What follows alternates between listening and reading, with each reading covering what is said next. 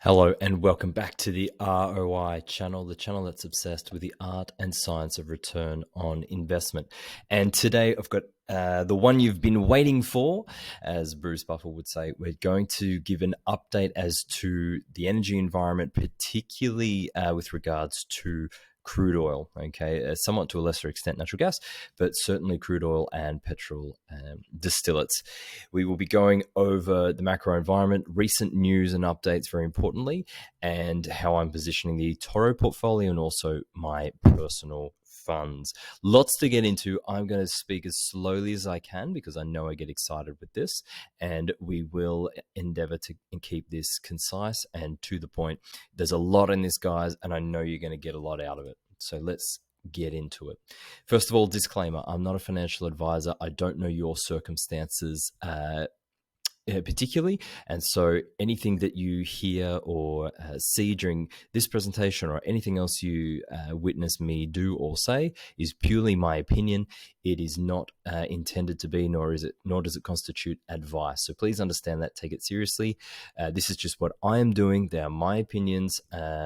Where I put my money where my mouth is. I enjoy this particular channel, and it's a way of me meditating and putting my thoughts out there, okay? But please, what I do may not necessarily be right or not necessarily be right for you, so take that seriously. I am in the midst of updating, renovating the back room, going to turn it into an office library / studio, and I'm very excited and finally upping my game in terms of production quality.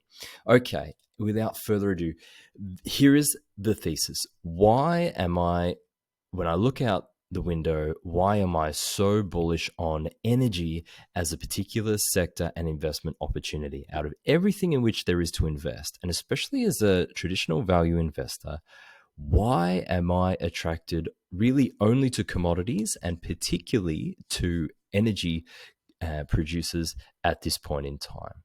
Here's the thesis in its synopsis. So from the demand side, many people, and I'm one of them, continue to expect global demand growth to be at roughly 1 million barrels a day over the next decade. As we see population growth around the world, and those people growing their energy consumption on a per capita or per person basis, I expect the demand for energy to at least double over the next few decades, at least. That's assuming that people really, in emerging markets, don't particularly increase their consumption. And I do not believe that's going to be the case. I believe that through the ascent of humankind, we are naturally going to be drawn towards a lifestyle to provide for our families and to make our lives better. And that all requires energy. Energy is life. There's no way around it. And I highly suggest people go on YouTube and type in Go Rosen and listen to their, it's almost an hour's worth of the history of energy. If you think that sounds boring, you're wrong. It's fascinating. Energy is production. It is growth in an economy, which is really just the sum of group of people in a defined area by their particular productivity. That's what an economy is. Market misunderstanding that I see at the moment is the magnitude of an expected decline in a recession. Now, there are two things that I want to point out here. If you listen to Eric Nuttall, he makes a great case explaining that during recessions, it is typically a slowing in the growth of demand for energy, not a reversal of demand, except for very specific cases in history where things got really, really bad, such as during March 2020, COVID. If you shut down the entire world, obviously that's going to take a dent into energy consumption. And 2008-9, where you had the GFC, those types of events. That's what it takes. It takes something really that drastic to put a dent into energy demand per se, and then of course it recovers. The second point would be when it comes to, for instance, selling barrels of oil per se, you are not destroying demand permanently, you are deferring demand. So for instance, back in the physiotherapy days, during COVID, for instance, if a client couldn't come to see me because they had COVID and they couldn't leave the house, that is absolutely lost production forevermore. I can never make up that particular session with the client, for instance. Now, it's the same deal if you're a hairdresser, if you're, in any kind of, almost any kind of service business. It does not apply to businesses such as if you're selling oil.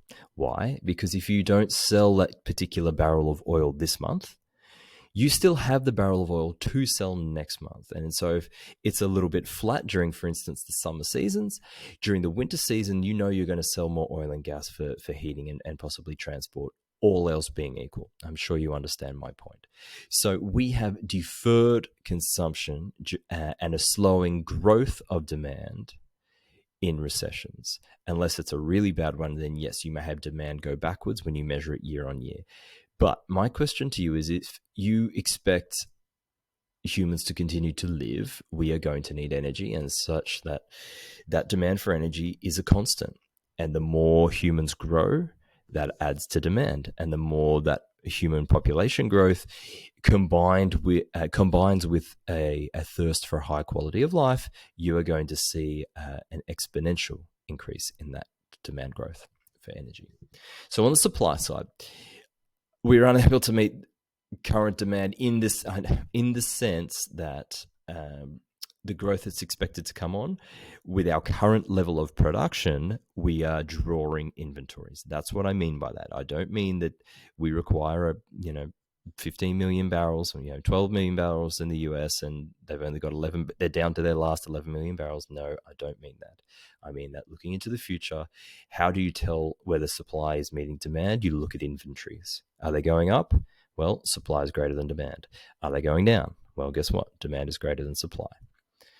Paucity of capex since 2015. Okay, so 2015, we had the shale. I'm not going to speak a lot about this because I've spoken about it ad nauseum during my other videos, so you can go and watch them. But basically, since shale, we haven't had these particular companies reinvesting in production. We have firm commitments from boards around the world, basically, but particularly in North America, saying that they are not going to, or that they are going to be very prudent about their reinvestment of capex for future production. They are looking at what's called stay flat production, meaning they will take their profits, they will take out the minimum amount of capex needed in order to continue to bring supply online for the next year, and no more. The rest will be going to share buybacks, to debt repayment, or to base and special dividends for shareholders. The easiest shale reserves have already been produced and consumed. Please read Go Rosen's second quarter commentary. Markets misunderstanding. So the misunderstanding that I hear, and I hear some very well-known people speak about this, is the ability and the velocity at which we can simply increase production. People think that we can go back to shale like we did almost 10 years ago, where within a matter of 4 to 6 months, you can have a huge amount of supply come back online. From my understanding, those wells are gone. Now we have longer life startups, extended life productions, which takes, I believe, at least 6, more like 12 months to come online.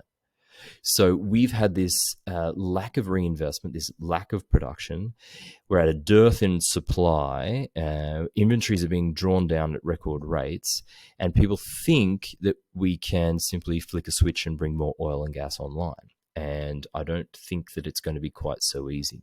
That's before we even talk about things like increased cost inflation, labor inflation, and what it's going to take in order to, or what is a viable price at which companies will start to invest in increasing their production. Because if it used to cost you, for instance, $20 a barrel of oil to dig it out of the ground, okay, and let's say you had a net back of 40, okay, and you're making $20 per barrel just to get it out of the ground and transport it before you take into account capex and SG&A expenses. Well, now instead of being $20, it might be $30, all else being equal. Okay, I'm not using real numbers. I'm just using this to illustrate that particular point. So that's going to take even longer because oil prices must go higher and stay higher for longer. When you think about that cost inflation plus political pressures around the world, when people are telling you that oil is going to be out of use in 10 years, if you run an oil company, you're not exactly jumping out of your skin to increase your production, because you think to yourself, well, if they're going to penalize me with higher taxes, or if they really are going to be hell-bent on moving us away from oil within the next 10 years, there's no point in spending all these billions of dollars and waiting, 4 to 6 years to get to a payback period, because it might not work. Okay, that's the reality of the situation. So the opportunity in 2 simple sentences. I'm forcing myself to be super concise today. It is my belief that as supply reaches its nadir, okay, its low point, it will be at precisely the same time that demand returns to trend growth. So we have this perfect storm. Supply is reaching its nadir when demand growth is going through the roof at the same time. Okay, that means higher commodity price. End of story. So there are many ways to play it. I'm not going to talk about the futures options and so on and so forth, buying pure plays on the commodity. I'm talking about the producers today. Why? Because at the same time, the producers are at some of their lowest ever valuation. The prices which you pay for every dollar of free cash flow is very, very low for these businesses. And their relative valuation versus other sectors, and the amount the valuation which the energy sector makes up as a percentage of the S&P is at almost record lows. So here we have a screenshot that I think summarizes it nicely. If we look out into the future and we forget and we block out all the noise, this is the math I struggle with. I believe that oil demand will continue to grow by at least 1 million barrels a day per year for 10 years, which is 10 million barrels a day of new capacity needed. Fairly straightforward. US shale can do half of that. Saudi Arabia can do 2 million barrels a day. Without needed investment by the super majors, where is the rest going to come from? And this is the gap, the supply gap, that will lead to high energy prices over time. I'm going to switch it up. Normally, as you know, I like to speak about the demand side first because that's more important to me. However, we're going to talk about, I've talked about that quite a lot. So let's talk about demand side first because that's more prescient. So winter in Europe is coming. That means more gas is needed. Problem. We have the almost, if it's not record high, it must be very close to being a record high TTF futures for natural gas in Amsterdam. European gas is extremely expensive. It is trading at roughly the barrel equivalent of $300 a barrel oil equivalent. Okay, it's super expensive. We've got landlords in Germany asking special permission to reduce or to lower the thermostat to their buildings. Okay, they're in big trouble. China lockdowns are ending. Pre-COVID demand levels are coming back. If you look at flight miles and people wanting to get back out and traveling for business and so on and so forth. Imagine what those 3 things alone do to demand levels. The Fed at their recent meeting have said there will be more data dependent moving forward. So rising interest rates tend to soften oil consumption in the near term. So what happens if and Jerome Powell himself has said that he has forward-loaded or front-end loaded the rate hikes, meaning he's gone really hard, really early.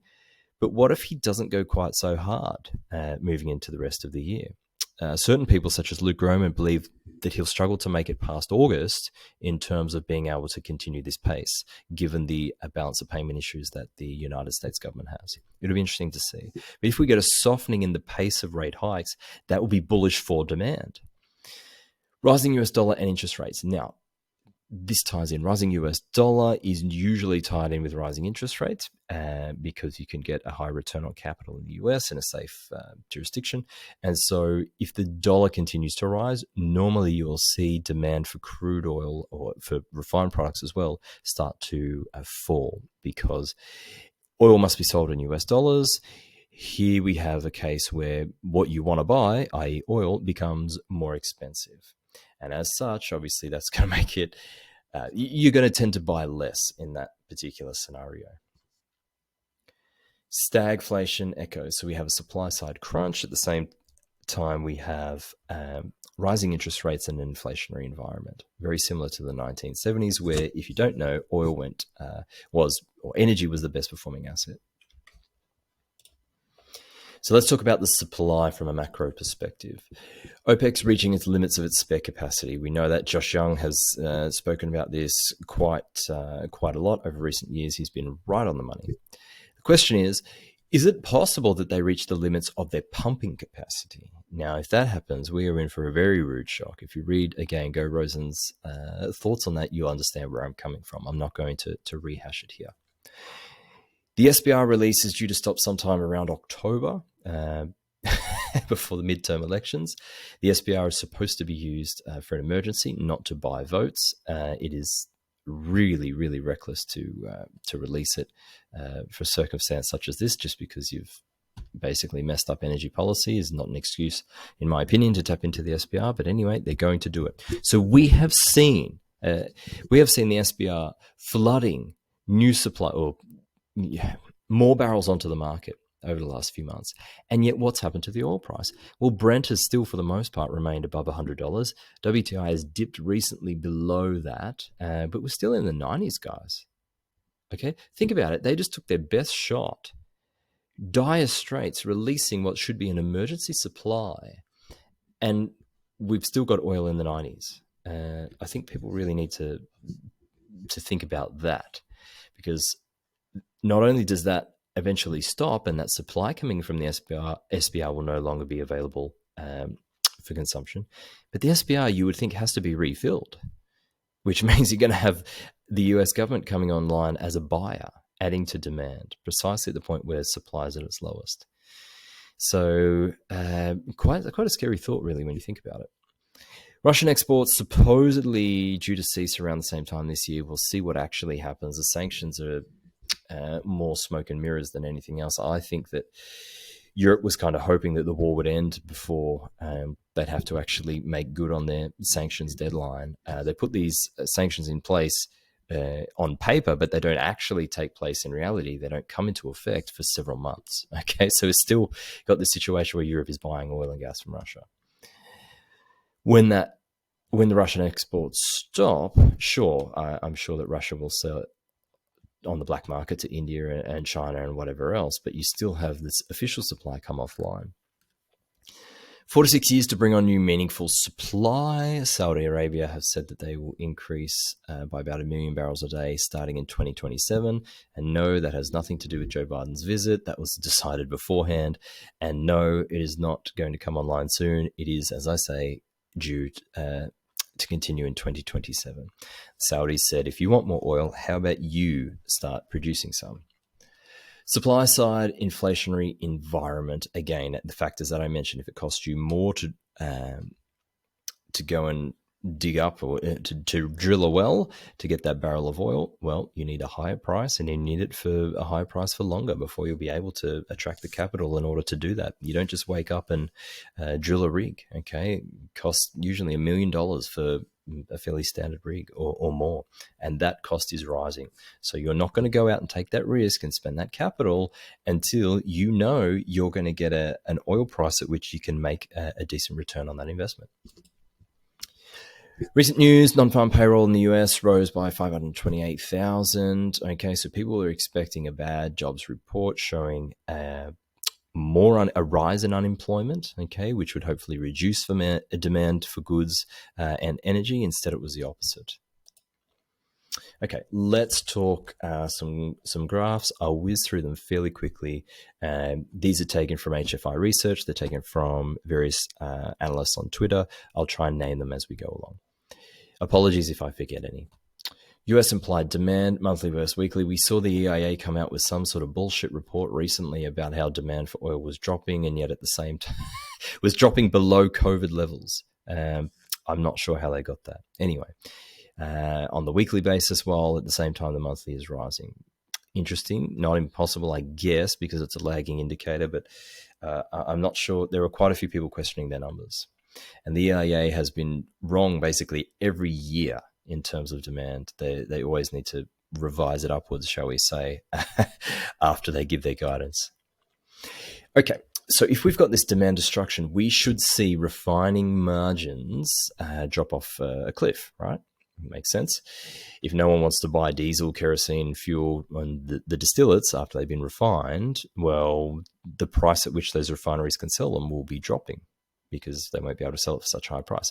Yes, they are dropping from where they were a month ago, but they're still very, very high when you compare it to year-on-year basis. And yes, there was COVID impacting that demand, but that further strengthens my point of now that we're getting past that particular point, we're going to have more demand. And so refiners will continue to do well. Their margins may compress from the other end in terms of crude oil, their inputs, becoming more expensive.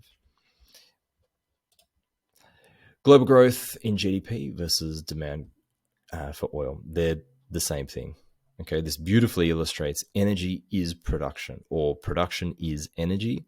GDP is energy, energy is GDP. Okay, you can't have one without the other. Our main source still, and will be for a long time, is oil. I'm very big on nuclear, as you know, because it will allow us to have a great energy return on energy investment, which will allow wonderful things to happen for humanity in terms of GDP and quality of life growth for people around the world.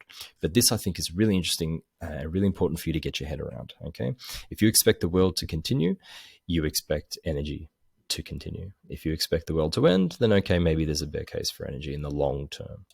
There will be volatility. I'm not saying there won't be volatility. In fact, I can almost guarantee it.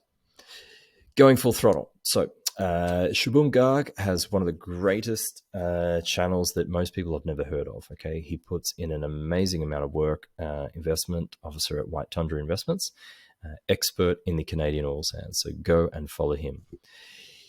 If we look around the world, and there's all this talk about electric vehicles dampening demand for combustible engines and so on and so forth. Well, if you're in India, is the first thing you're going to buy a Tesla, or are you going to buy a fridge, and then you're going to buy an oven, and you're going to buy some electric lights, and then you're going to buy a motorbike, and then a car? I think you're going to take the latter progression. And so here we're looking at the deliveries wholesale. Okay, so the demand for the demand for internal combustion engines in particular places around the world. Here's the percentage change in July 22 versus July 21. Okay, record demand numbers. You know what goes into these things? Fuel. Okay, distilled oil, if you want to think of it that way. That's what these babies run on. Okay, that is going to further juice up the demand. Okay, here's a transcript, okay, from Valero's energy call. Eric Nuttall put this out and highlighted this on Twitter. I thought we'd go over it. Where are the demand dynamics out there? I'll summarize and paraphrase. There were some worries on demand destruction, and then there were some worries on recessionary demand. Conversations we're having indicates that's not the case, but you have the most diversified footprint. Help us understand, gasoline or diesel, what are you seeing in terms of demand out there?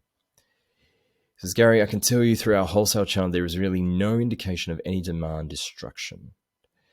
Okay, in June, we set sales records. Okay, going through here, you guys can read this on your own. We read a lot about demand destruction mobility data showing in the range of 3 to 5% demand destruction. Again, we're not seeing that in our system. Okay, here we're looking at, in green, 2022, implied demand for the big three. And you've got that compared to all the other years. Down here, 2020 sticks out for obvious reasons, showing we are on an uptick.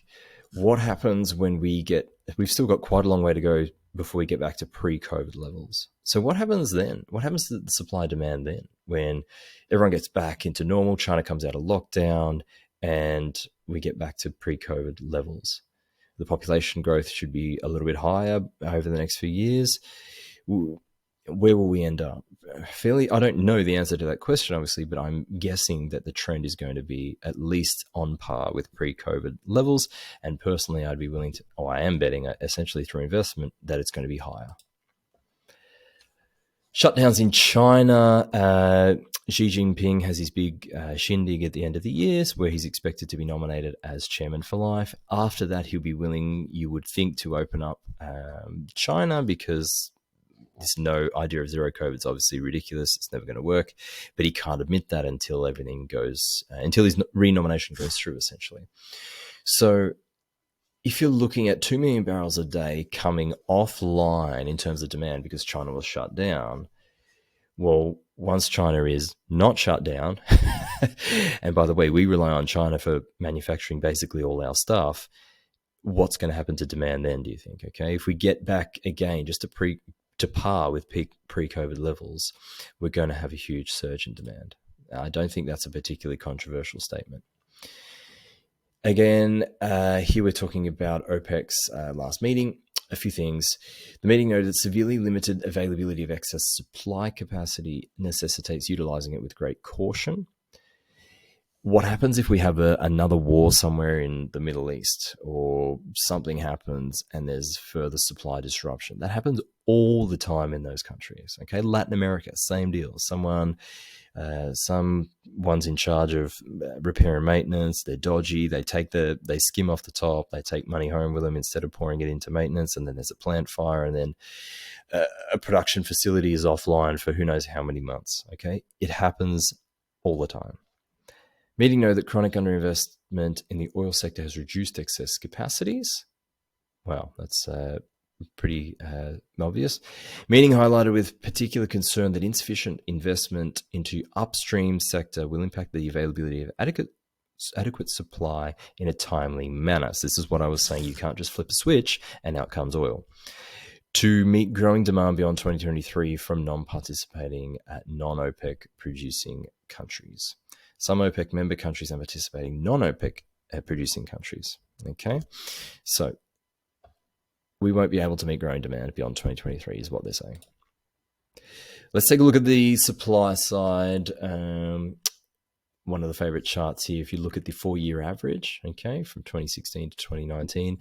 And yes, that came off the shale boom, so you would have had a nice surplus with which to begin. But if you look, okay, here, once 2021 began, basically, we've been in a deficit to the 4-year average ever since. Okay, we got a lot to make up. All right, and ideally, you would think that people would want to have a surplus. Okay, the US would want to have a surplus of refined products available for emergencies like the SPR. However, the SPR is not being saved for emergencies. It's being sold onto the market for this foolish attempt to buy votes. This is not going to end well. Crude storage with the SPR. Let's take a look. So you got the SPR coming online, and down she goes, down she goes, down she goes, down she goes. This is where the 5-year average is, this dark blue line here. Okay, there's a little bit of difference there. Okay, I'm not necessarily the smartest person in the world, but I can tell that is quite a large gap. The rate at which that's being drawn down, if you look at 2022, okay, this is the record. So this is the fastest ever, the rate at which we've had drawdowns in the US's crude storage. Okay, same deal when it comes to refined product. Okay, and that's with the SPR being accounted for. Okay, crazy. Here's another chart showing a very similar thing from our friend Tavi Costa at Crescent Capital. And as you can see, the monthly drawing or purchasing of the SPR. Okay, this is the record. It's never been taken out of the warehouse and dumped on the market like this in the last 50 years. Okay, crazy stuff, crazy times. From Gurian Avadium, I'm sorry if I mispronounced that. Very good oil analyst, again, Canadian guy. Stocks of crude oil in SPR and weekly stock change in thousands of barrels. So what are we looking at here? Stocks of crude oil and their change. Okay, here's what we need to know. She's below zero and she's going down. Okay, so there's a deficit, and the trend, okay, the drawdown or addition, the trend is a drawdown. It's getting worse as we go. EIA total liquid supply, it's showing the same thing. Okay, and this is the EIA saying that. Okay, so they're normally biased towards the other direction, and they're still saying where we are now, 2022, is the lowest stockpile that we've had in the last 5 years, and we're way below the average of the last 5 years. Okay, free cash flow yield at $70 WTI. Okay, so if even the most bearish analysts that I can realistically listen to give a worst case scenario of high $80, and that's taking into account a bad recession in Europe and a recession in the United States. So if we look out to 2023, if we use $70, okay, and the natural gas strip using $15 crack spreads in terms of refinery margins, here's a group of basically Canadian companies and what their free cash flow would be. Okay, I own quite a few of these. I own Vermilion. I'm looking possibly at adding some Ovintiv, so taking some profits on other positions that I have and putting Ovintiv as a singular position. We do have exposure to Ovintiv through some of the ETFs that I have in the eToro portfolio. Okay, my largest position, as you guys know, is MEG, followed by Surge Energy, CPG, and Journey Energy, which I don't believe is on here because that operates out of the United States Midwest. Okay, we own Synovus. All of these companies are ones that I particularly like, but I own a lot of Vermilion, Surge, CPG, and MEG, plus Journey Energy in my Crassus arbitrage, which is not available to the public. And yet, at the same time, posting record earnings, the market couldn't care less. We've had drawdown in all positions. And obviously, if you use derivatives like I do, that gets magnified. Very, very exciting at the same time because you get to buy more, but it is strange. There's no doubt about it. It is really weird to see a company like MEG, for instance, that's got basically 35 years of proven and probable at, call it 25 to 30% free cash flow yield, smashes earnings, buys back a heap of shares, will be debt free by next year, and then they'll give back 100% of their free cash to shareholders. The market sells it off nearly 14%. I mean, just bizarre stuff. Anyway, no one said the market was rational in the short term. We just have to remain solvent in the long term to reap the benefits. Simple as that. If you use $100 and the forward strip for natural gas, you're looking at 28% free cash flow yield as an average across the board. And if you look at our friends over here on the left, I mean, Ovintiv, crazy free cash flow yield, but I have questions around the management. I need to dig in a little bit more. CPG and Callan I own a lot of, and a plus Vermilion, as I said as well. Baytex, yes, I own all these guys. Okay, it's hard to find just layups like CPG at nearly 45% free cash flow yield to enterprise. Crazy. Okay, so what happened last time we had a similar situation? What happened last time in history where we had rising US dollar, rising US interest rates, high oil prices, stagflation around the world, geopolitical tensions? It's really a kind of weird combination of the 40s and the 70s mixed in with some new stuff that we've never had before. Okay, what did well, and what do we want to buy, and what do we want to avoid? Okay, so we want to avoid bonds. Personally, that's me. That's just me. Stocks also did pretty terribly. Okay, and then if you look at the inflation-adjusted returns, REITs, real estate investment trusts, and energy equities did the best. So where do you think I'm positioning the portfolio more? Towards the left-hand side of this particular table. We have a lot of energy equities. As you know, I have a little bit of exposure to real estate in the fund. Privately, I own quite a bit of real estate, but it's in Australia, so I'm trying to sell it down. We own access to real estate and industrials, some steel companies, Brazilian steel companies, but I'm also looking to play this mainly through Icon Enterprises, where it will give us broad exposure to those particular sectors, plus access to more fertilizer and energy through Cheniere Energy and warrants on Occidental Petroleum, when we already own a heap of energy equities. That will also allow me to get some more exposure to real estate, and I'm currently in the middle of building out a position in the St. Joe's company, which is a more of a pure play on the land itself. Okay, not easy to figure out how to value that particular company, but I really like it. Doesn't have a lot of operating expenses, but it has huge torque to land prices in Florida Panhandle. So I'll talk about that and Icon Enterprises in a separate video. Okay. Positioning.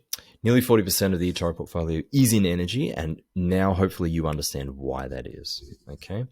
25% roughly oil and gas. Okay. Depends how much of Glencore's holding you attribute to that. Nearly 9% in uranium. I will go as high as 10% to uranium for reasons that I've mentioned in previous videos. It is the future, really, as far as I can tell. 6% currently in coal. That is through Arch Resources, but also if you take into account Glencore, the number there will be higher. Then about 13% in other commodity producers through fertilizer, CF Industries, real estate, metals and industrials through Icon Enterprises, Companhia Siderúrgica Nacional do Brasil, what else? BHP, and again, Glencore, and I'm sitting on about 17% in cash. I do have some stocks, very particular, very picky with my stock at the moment. Outside of the energy sector, I'm looking for asset-light royalty type plays. I call it clip the ticket models. So high growth type assets with huge margins. So GoPro, okay, so moving to a subscription-based model with high profit margins. Crocs, looking to sell down a little bit in Crocs, but it's still continuing to grow at a huge clip, and it's just so insanely undervalued. It's insane.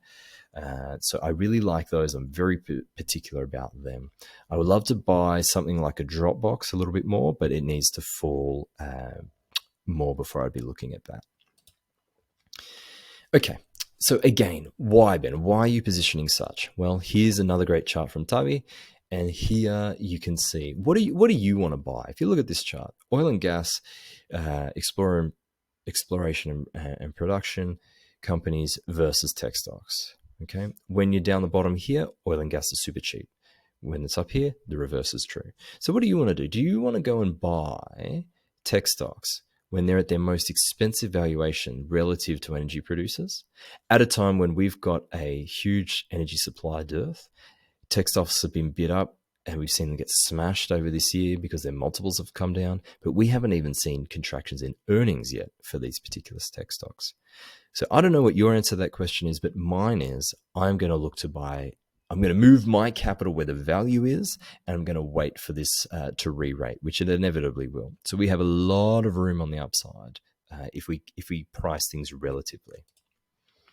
Volatility, I expect volatility to increase. I'm reading a great book at the moment called Crude Volatility. I haven't finished it yet, but it's essentially saying through different times in history, we've had swing producers that will keep prices relatively stable for a period of time, a decade, 2 decades, and then you go through a risorgimento, we would say in Italian, where things just get reorganized. Okay, the status quo gets upset and everything flips around, and then the chips fall into a new arrangement. And I think we're in one of those time periods right now. When that happens, obviously, it's huge volatility, which we've seen certainly this year, as anyone who invests in commodities will tell you. So who's the new swing producer? Don't know. Don't have an answer to that question. And that's why I think we're entering into that particular type of time period. As refining margins decrease, demand comes back up. Okay, and then margins increase, demand goes down, and so on and so forth. So it forms a virtuous circle there for a period of time. So as people say, oh, demand is dropping, refinery margins dropping. Well, that makes gas cheaper. So it's you can see now, because demand will then come back online to buy the cheaper gas. Well, essentially what you're doing is deferring as opposed to destroying consumption. Paper market is 30 times the physical, okay, which will mean there's some lag times on a supply crunch, and the price quote you see in the futures market does not always directly correlate to what's really happening or in the reality of the physical market. Okay, that only delays the inevitable, because if you have prices in the doldrums being quoted, well, who's out there producing at low prices? No one. Okay, and it just makes things longer in the end. The opportunity, even if the market, E&Ps. Why am I in E&Ps? I do have options on the commodities, but that's not the point for what we're talking about today. This helps us really to ignore the noise. if the market quote, and I want people to refer to stock prices as market quotes now, because it's got nothing to do with the price really, or the valuation of the business, I should say. If the price falls, the cash flow isn't changing significantly. I just showed you that at a price of $70 WTI, these things are still printing cash, 17% average free cash flow yield. Okay, so if the price of oil goes from $100 to $90, why are people panicking? It doesn't make any sense.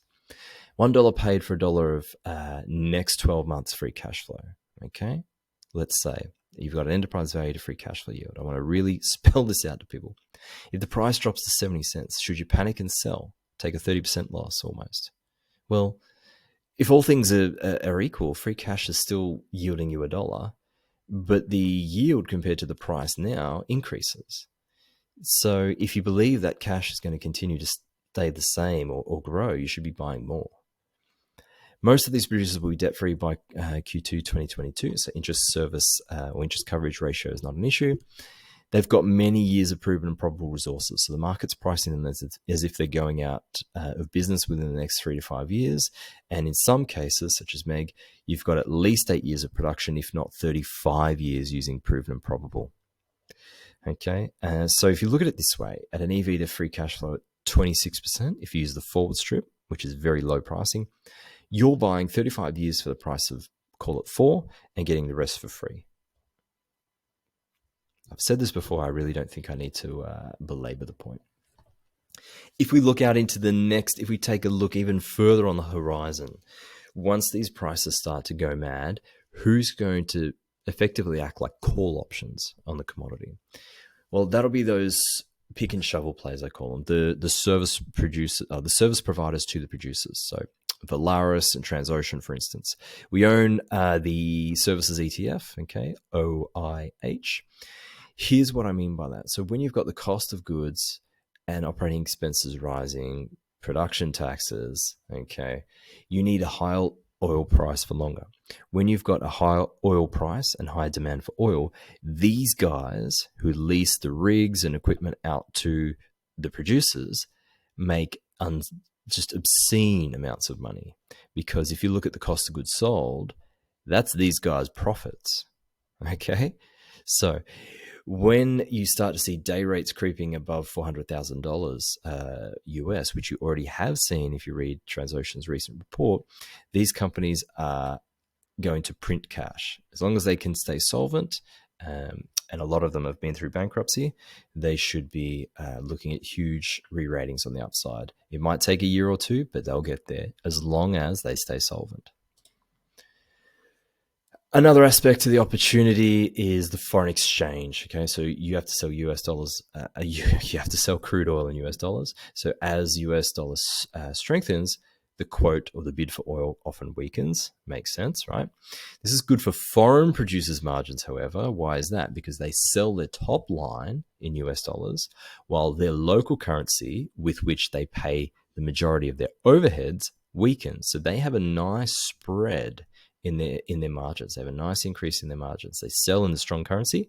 They pay their workers and equipment and whatever in their local weaker currency.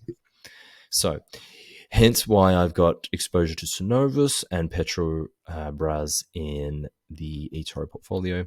My personal heaviest weightings are in the Canadians. So MEG, Surge, CPG, and Journey is a US company, but I put it in there because I love it. As I mentioned here, I've got Brazilian and potentially some Colombian, and I can't believe I'm even thinking about Argentinian producers or utilities, EPF. I don't own it, and it would take an enormous amount of courage for me to buy it, and I would keep the position size very small. But for that reason, these things are so damn cheap. And if is it worth 0.25%, 0.5% of the portfolio to get that leverage? Maybe. US dollar softening, what would happen then? Well, that'd be good for oil demand, right? And so you'd start to see WTI and refined prices tick up again. And so this is a way in which I think you've got protection, not protection, but you've got opportunity in both scenarios. Canadian large and medium cap performances over the last year and year to date. You can see what they've done. They've done phenomenally well. And so people would naturally ask, is the opportunity over? And if you look at the free cash flow yields, you'll see that the answer is no. What they have done here is taken a lot of their cash and reduced their debt. And so the market has bid them up. But as much as the market has bid them up recently, they're still trading at roughly 3 times cash flow. In most cases, even less. All right, guys, I know that was a long one. I hope you enjoyed it. I put quite a bit into it. If you're looking for a value portfolio to copy on eToro, click the link in the description and you'll be able to copy the portfolio. Or if you're not ready to do that, you can just simply add to a watch list and keep an eye on things. If you want to hit me up on Twitter, this is my Twitter handle. And if you haven't already liked and subscribed, I would greatly appreciate you doing so. Please remember, this is just my opinion. It's what I'm doing. Doesn't make it right and doesn't make it right for you. So please understand that. Disclaimer. And having said that, I hope that you enjoyed it and I look forward to seeing you in another video shortly. Leave your comments in the comment section and I look forward to seeing you soon.